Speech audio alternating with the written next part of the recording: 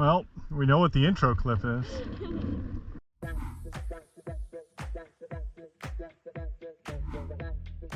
Welcome back.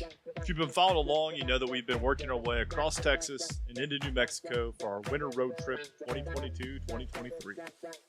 We've stopped in Carlsbad, New Mexico to spend a couple weeks, but will we do it again? Stay tuned to the end of the video to find out. Carlsbad was our base of operations for exploring Carlsbad Caverns National Park, as well as Guadalupe Mountains National Park. We would normally move every weekend, but since we wanted at least 2 full days to see both national parks and then work a full-time job during the week, we stayed for 2 weeks. The campground we stayed at was the Carlsbad KOA Holiday. It was a nice campground. It had a fair number of activities to do. And as you'll see later, there were some things we just didn't necessarily like. But before we get into that, let's dive into what this campground had to offer. Most of the activities were around the main building, which houses the office, clubhouse, and camp store. Outside they had multiple things to do, such as bench swings, community fire pit, bags, otherwise known as cornhole, and even a large outdoor chess set. Josiah and I took the time to get in a game. Inside the clubhouse was pretty cool.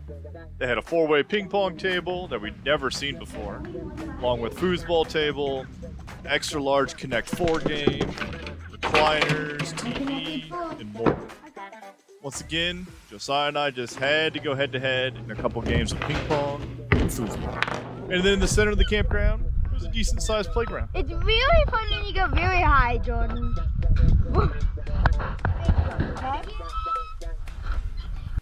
Outside the clubhouse, they also had a Gaga pit. And for some reason, our kids love Gaga Bowl. But we didn't come here for the campground amenities. We came for the proximity of the national parks. So if you haven't checked out our Carlsbad Caverns video, you should check it out. It was a truly immersive experience that you absolutely must experience for yourself. I have the link in the description below. Our other destination was Guadalupe Mountains National Park.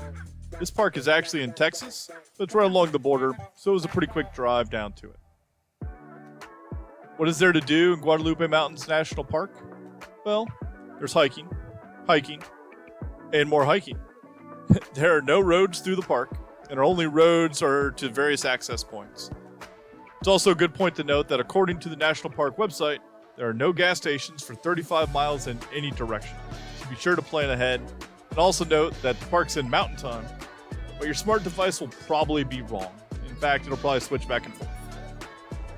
The big thing to do is to hike to the top of Texas, which is an 8.4 mile round trip hike to the Guadalupe Peak, the highest point in the state of Texas at 8,751 feet in elevation. However, that wasn't us.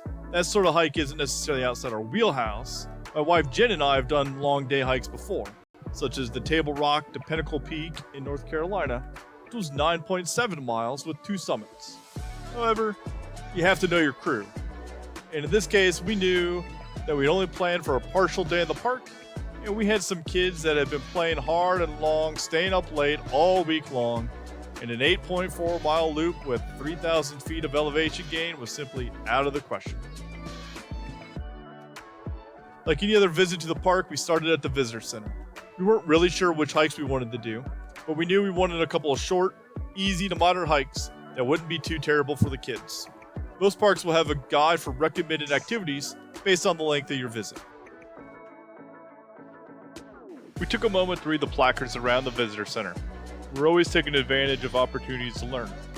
It's a school day after all, isn't it? Based on the what to do with limited time recommendations, we chose our first hike as the Pinery Trail, which had its start directly behind the visitor center. This was a short, flat hike, only 3/4 of a mile round trip. This is also the only trail that is wheelchair accessible and pet friendly.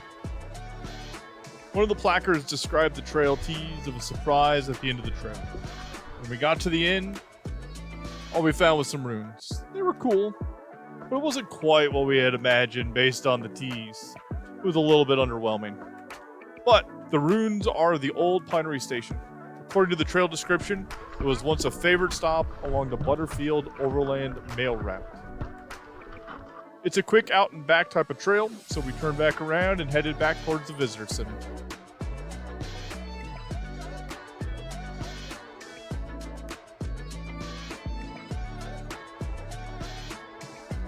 Then it was time to head to our next destination. We chose to hike the McKittrick Canyon Nature Trail. This is also a short hike at only 0.9 miles in length. If you have more time, the McKittrick Canyon Trail itself looks like a great option. The trail starts off from the McKittrick Canyon contact station and trailhead, and descends up a ridge, does a loop, and makes its way back. Along the way, you get some pretty cool scenery, a few views, and lots of desert ecosystem.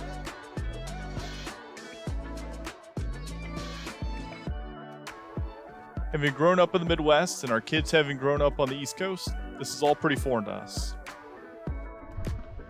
Must like something. Got some honey on you? Beyond the views and different ecosystems, a family hike can open the doors to inquisitive kids asking tons of questions. Something as simple as a bee pestering you can open up an entire nostalgic conversation about how we used to keep bees as a hobby.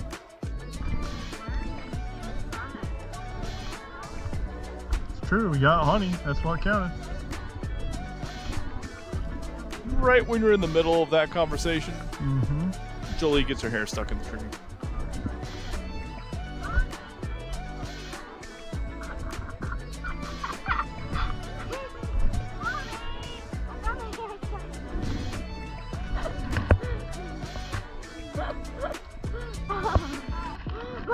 That's why you need the bandana, so that way your hair is not blowing in the breeze. After a good laugh, we continued our way down the trail and eventually made our way back to the parking lot.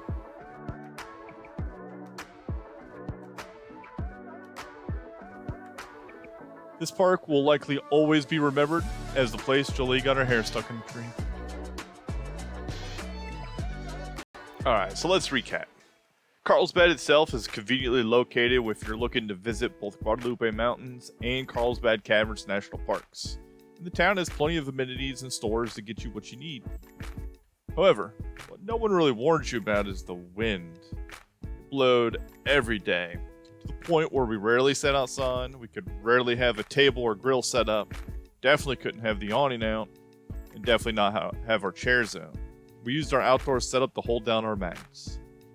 We usually enjoy all the outdoor parts of living this lifestyle, and when it's windy all the time, you end up missing out on most of it.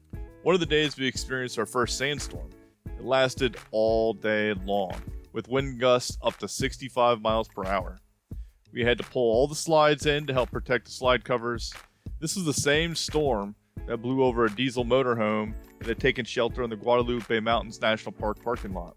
Lesson there, you make sure to park into the wind. Despite all of that, the kids had an absolute blast. They made several sets of new friends.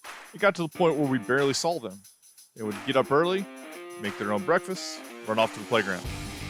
Maybe they would show up for a quick sandwich or snack for lunch. Then we wouldn't see them again until dark when everyone finally had to go home. Then they would come home completely covered in dust from all the wind. Going back to that original question, would we return to Carlsbad, New Mexico? Probably not. If you've never been to the national parks, you should definitely go. They are definitely worth it. However, it's just not on our return list. The long 2 weeks of sheltering from the dust and the wind just doesn't make it worth it. Don't forget, if you missed the other videos from this road trip, we put them all on a playlist and encourage you to go back and check them out. Also, if you found this video useful for your future trip planning, or simply just enjoyed the video, we'd appreciate it if you smash that like button. Thank you all for watching. Until next time.